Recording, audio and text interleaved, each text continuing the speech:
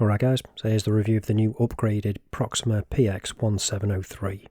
So, you might think this is a Zodiac homage, but it might possibly be considered a Christopher Ward homage. If you're not sure what I'm on about, you'll see as we get into the video. So, up front I'm just going to say, I really like this watch.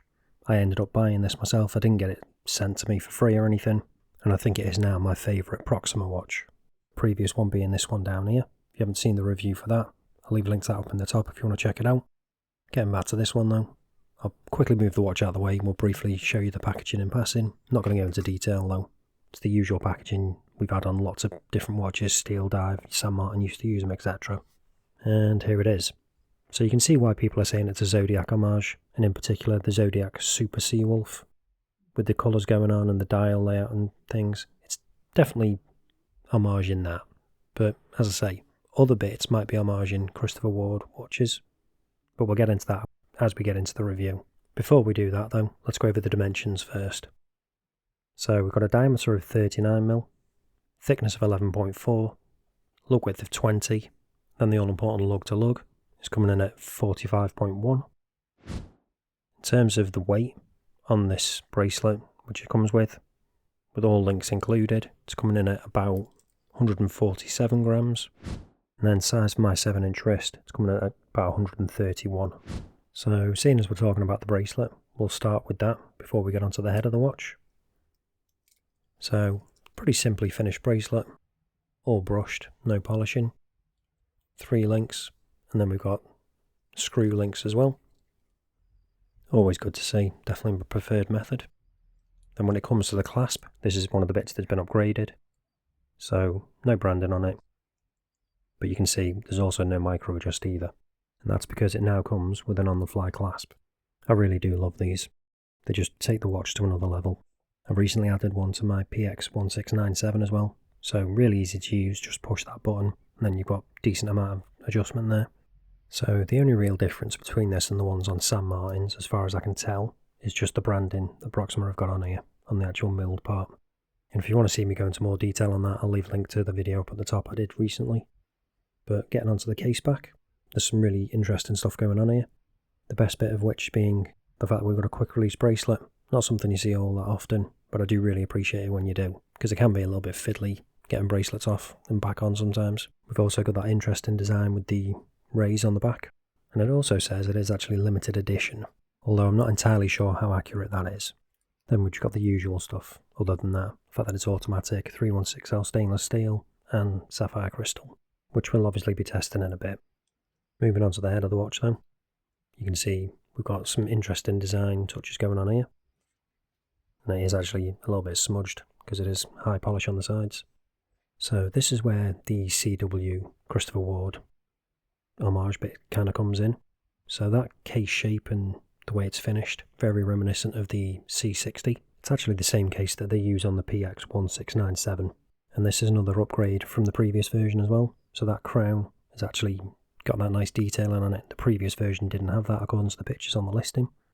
Taking a look at the top of the case, you can see we've got nice integration with the bracelet there, with those female end links, and fully brushed as well on the top. And then we can also see that nice top hat style crystal, and that slim bezel, again, reminiscent of Christopher Ward. So you can see why I'm saying it's a bit of a mix between the two, the Zodiac and the Christopher Ward. But getting onto the dial, this is the star of the show obviously, so it's a really nice enamel dial, and then we've got those black indices, which contrast nicely with that white. Then we've got that nice pop of orange in the chapter ring, as well as the orange on the minute hand as well, and the little details of orange on that bezel. When it comes to the text on the dial, it's all fully printed, nothing applied. As you can see now, we've zoomed in a bit more. So we've got the Proxima at the top, and just automatic at the bottom. I do like the fact that they've not over-cluttered it with text.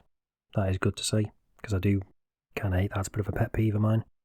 And then we've got that date window over at 3 o'clock. Again, as you probably already know, I would have preferred it down at the 6, just for the symmetry. But it integrates nicely at least. That being said though, I think it would look quite good if they'd actually put a black border around it, matching the indices. Let me know, what do you think?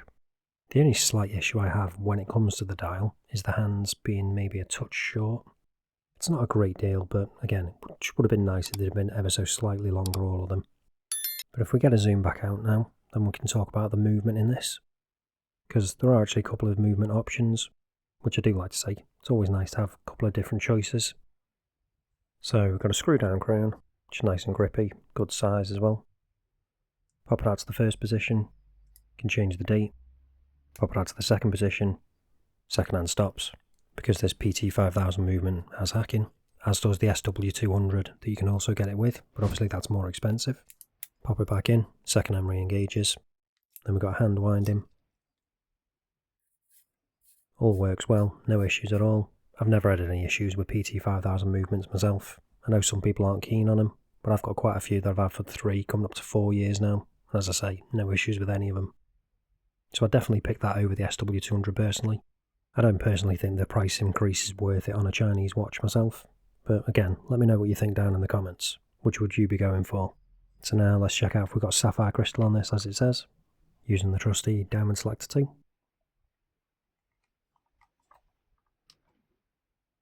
And yep, we have got sapphire crystal, so good to see. But that's not all we've got. We've actually got a sapphire bezel as well. Although because it's really thin, it's a little bit awkward to get, but I will get it eventually. There we go. So as you can see, that is also sapphire, which is a nice touch. So now you're probably wondering, what's the lume like on this? Is it as good as the rest of the watch, or is that going to let it down a bit? Let's check it out now and find out. So you can see we've got a bit there already, but let's charge it up, give it a proper chance. And there we go. Really impressive lume. So you've got BGW9, so that ice blue colour. And it's not actually coming up on camera that well, but you can actually still see the markers on the bezel. It's kind of blowing it out here a bit, but in actuality you can actually see it. So that's really impressive. I wasn't expecting that to be that good at all. When it comes to the rest of the lume on the hands and the indices, that's really good. Same kind of level, no patchiness or anything, consistent across the hands, indices, and as I say, that bezel surprisingly. Got some nice bit of lume on that second hand as well. But the question is, what's the longevity like? Is it going to be any good, or is it going to fade really quickly? Let's speed it up now and find out. So at first, it doesn't really look like much is changing, but you will start to see the bezel fade a bit. The hands and indices slightly, but not as much. So overall, the hand's gone really well. I'm really surprised just how good this is. You definitely won't be disappointed with it. It's going to last you a really good amount of time. So now I'll show you the bezel in action. So as I said, it's a sapphire bezel. It's also 120 click as well. So pretty nice clicky action. It's a little bit light compared to some other watches I've tried, but not in a bad way. Still not going to knock it and it's going to go moving or anything. It should be pretty steady, pretty firm. And when it comes to the alignment, that's spot on mine as well, so no issues there. So by now you've probably figured out why I like this watch so much, because it has got a lot of really good stuff going for it. But before you decide whether you want to pick one up or not, you probably want to know how it wears on wrist.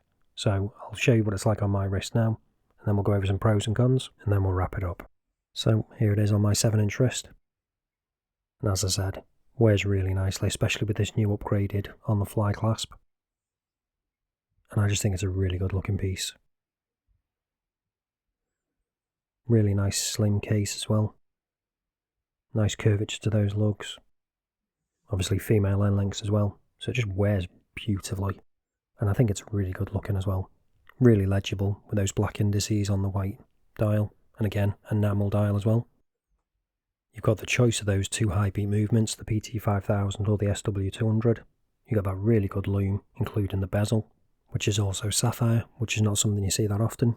And then the same goes for that quick release bracelet as well. Not something you see a lot often, especially on AliExpress watches, so I do really appreciate that too. So if you do want to swap it out, you can do that quickly, easily. As I say, I'm really enjoying this one. Definitely glad I bought this one, and as I say, wasn't sent it for free. Although, as you know, doesn't make any difference. I'm going to keep it 100% honest all the time, no matter what.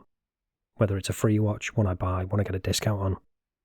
I think I've proved by now I'm pretty consistent. I'll always tell you the good and the bad points of any watch. Doesn't matter, either way. It comes to issues, I've only really got maybe 2. Would have been nice to have clear AR instead of blue. And the hands can maybe be a touch longer. But that's it. They're minor gripes. I can deal with those. It's not like the hands are ridiculously short. or the AR is like really blue in your face. So as I say, if you're interested in picking one up, I'll leave the link down in the description. That is an affiliate link, it does help support the channel, but you don't pay any extra. But that's it for this one, guys. Thanks for watching, and I'll see you in the next one.